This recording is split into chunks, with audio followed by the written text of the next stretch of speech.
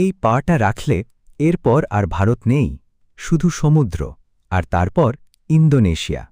Indira point, ভারতের সর্বদক্ষিণের বিন্দু, great Nicobar দ্বীপ। এখান থেকে ইন্দোনেশিয়ার সুমাত্রা মাত্র ১৫০ কিলোমিটার। দিল্লি ৩,২৬৫ কিলোমিটার দূরে।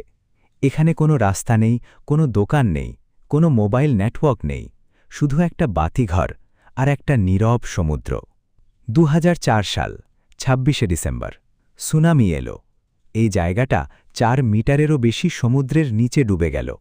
আমি যে পাথরের উপর দাঁড়িয়ে আছি, এটা একসময় শুকনো ছিল, এখন জোয়ারের সময় ডুবে যায়। বাতিঘরটা এখনও দাঁড়িয়ে আছে, ১৯৭২ সালে তৈরি, ইন্দিরা গান্ধীর নামে। সুনামির পরেও পড়েনি, যেন জেদ করে বলছে, আমি আছি, ভারত আছে এই শেষ বিন্দুতেও। রাতে এই আলো জ্বলে আর সমুদ্রের অন্ধকারে পথ দেখায়। কোনো জাহাজকে বলে, এরপর আর যেও না, এটাই শেষ। যেতে চান? সহজ না।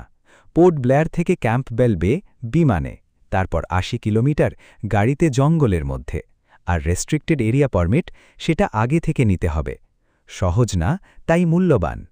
আমি এখানে দাঁড়িয়ে ভাবলাম, কাশ্মীর থেকে এই বিন্দু পর্যন্ত এই পুরোটাই ভারত, আর এটাকে ধরে রেখেছে সেই মানুষগুলো যাদের নাম আমরা জানি না।